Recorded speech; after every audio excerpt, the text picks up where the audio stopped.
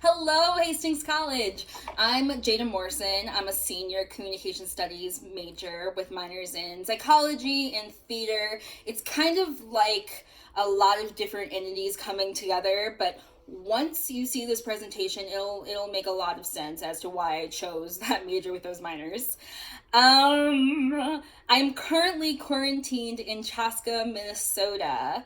So that's where this lovely backdrop is from.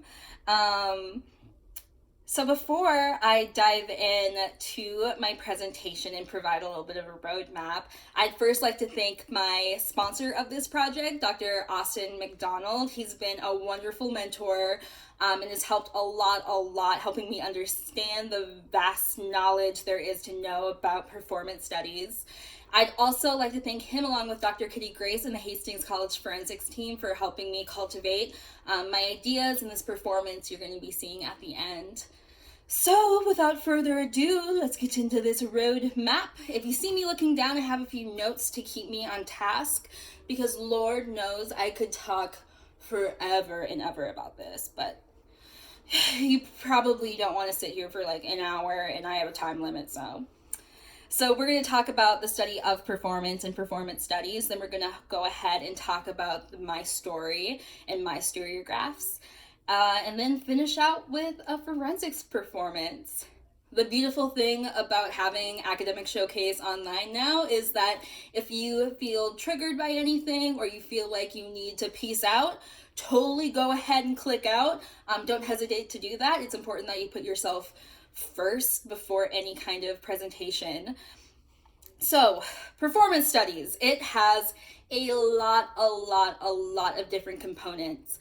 And researchers, now more than ever in performance studies, have been working to pull away from all these different components.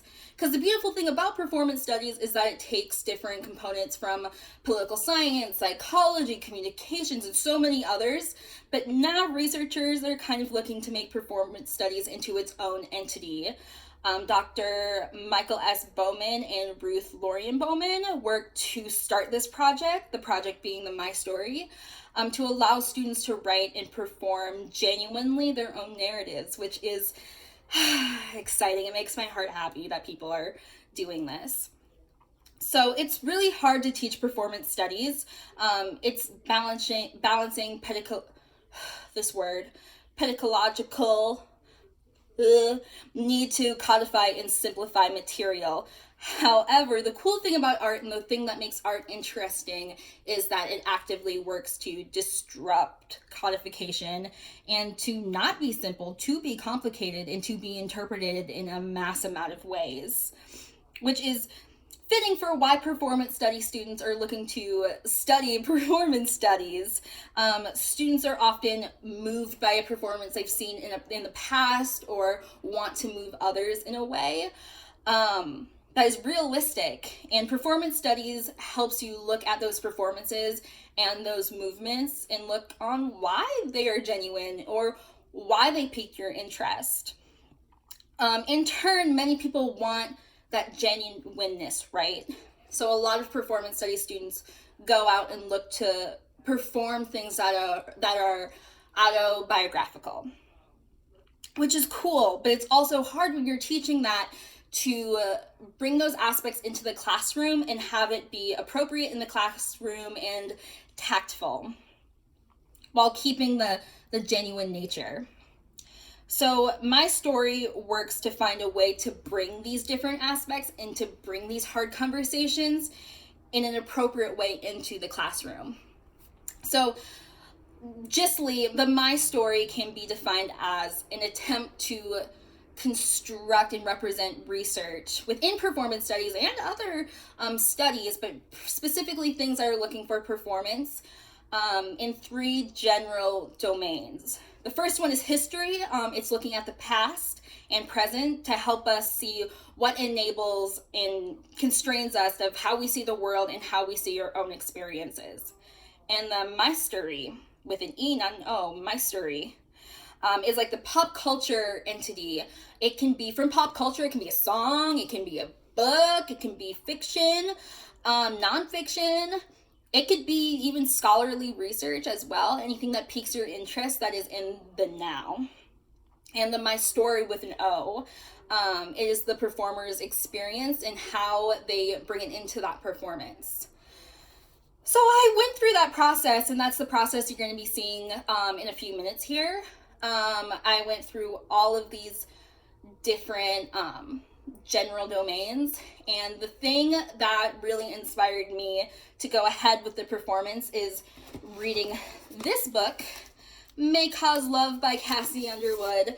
And it completely inspired me, and it's interesting to read specific literature and see yourself in it, which is rare, but that's the things that inspire you, right? That's the my story.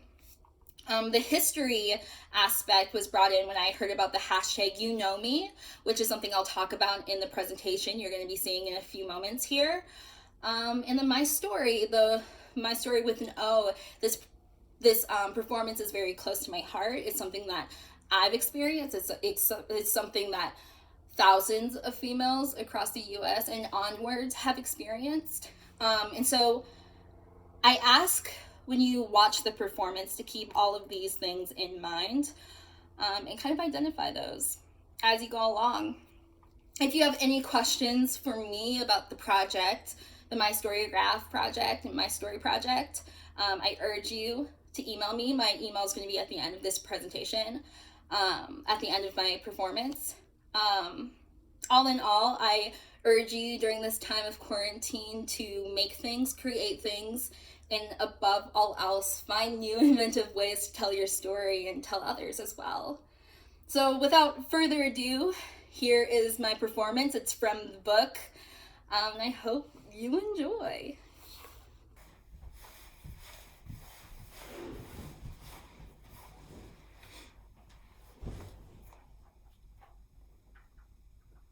Apparently, condoms are only 98% effective. Now, did you know that? No? Well, I didn't either. I'm 19, pregnant, but right now, like a skinny pregnant. And I have a paper due in 16 hours. And Noah was never supposed to be my baby daddy. Especially not when my friend Ruby said, Noah's up to no good. We were hosting our annual evening of drinking and dancing, all of which whom attended pounded a shot of boxed wine per minute. Noah, who's up to no good.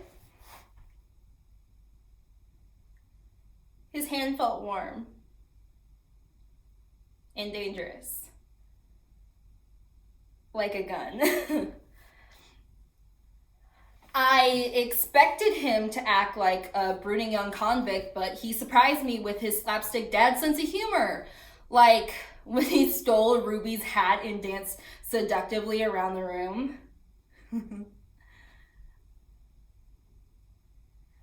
I like Noah. Noah, who was up to no good. The lab door of the university clinic swung open. I searched her face for a look of reassurance, maybe some eye contact, a smile.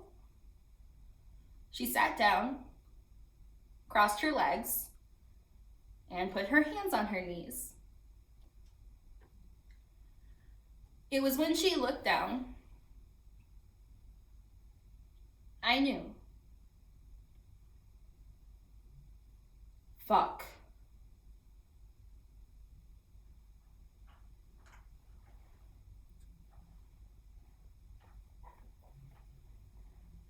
In late May of 2019, Alabama Senate voted to pass a bill that would abolish almost all abortions within the state. Actress Busy Phillips felt compelled to take action, noting, "Women deserve compassion and understanding when making personal health decisions." She opened up about her own abortion at age 15 on her late night show, Busy Tonight. Her audience was floored by her willingness to be so open about a topic that used to be seen as taboo. This started the hashtag You know me, where thousands of females opened up about their own abortions. The Guttemacher Institute, copyright 2019, explains 25% of US females will have had an abortion before the age of 45. Phillips mentions that you might hear the statistic and think to yourself, well, I've never met anyone who's had an abortion. Well, now you know me. Every woman deserves a choice, and I am so happy with mine. But that doesn't mean I don't need time to heal. May Cause Love by Cassie Underwood. I started to think of my options. Do you want to have the baby? Noah asked. Well, we could name her Jade, I said. All 11 of my grandma's siblings all started with J, and Mick Jagger also had a baby named Jade, so... Jade's pretty, he said. But I don't think I'm ready to be a father. So I guess I should tell you that I ended up having the abortion, and I would go on to dream of babies ever since. Like last night's nightmare, I had a dream that I lost the baby at a house party. Yeah, but I couldn't tell anyone that I had had a baby because, God forbid, right? So I had to search for her alone. So I looked on my hands and my knees until I got to the kitchen. And there she was, surrounded by college students.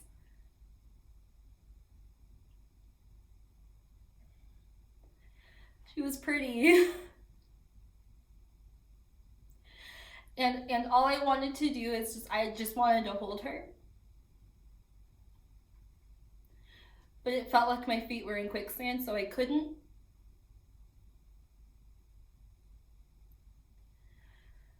So I just stared.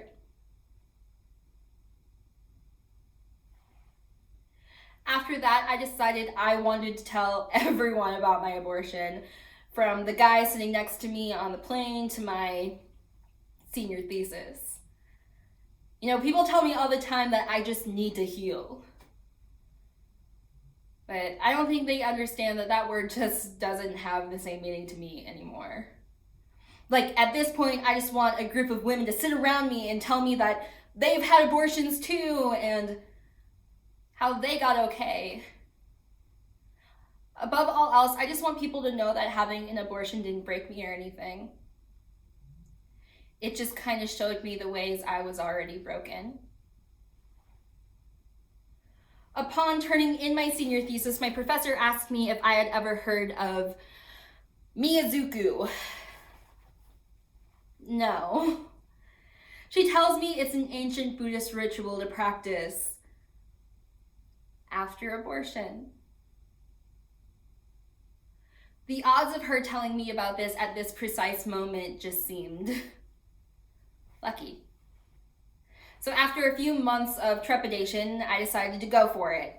I listened and I learned and I found out that the whole point was to apologize.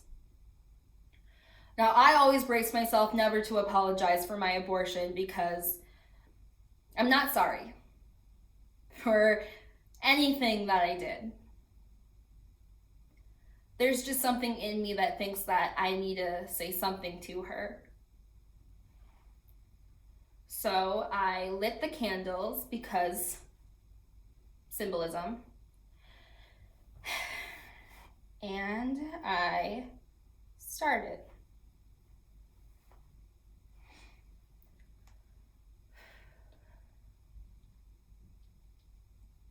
Out loud.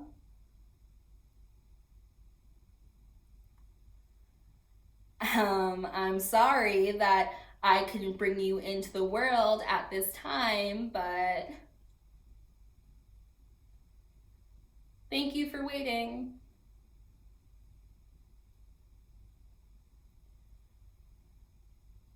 More. More. Okay. I'm sorry for bad sex ed, for undiagnosed mental illness,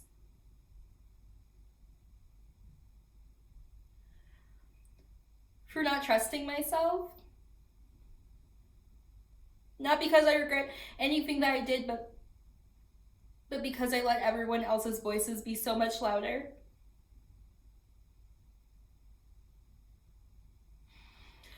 Um, yeah, I'm really sorry. A miracle happened that night. I didn't dream of any babies. Not that night or the night after that. The nightmares had stopped. So, it's the 3-year anniversary of my abortion, and Noah texted me and he told me that he has a new girlfriend and that she's 6 months pregnant and that they're naming the baby Jade.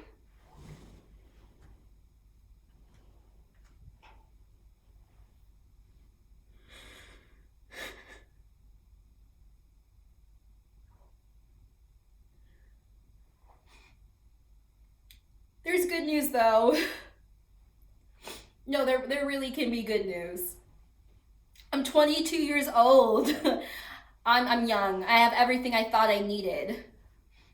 Houseplants, a handle on my drinking, and I guess a roadmap to recovery. Sometimes I feel bad about feeling bad. And sometimes I feel bad about feeling bad about feeling bad.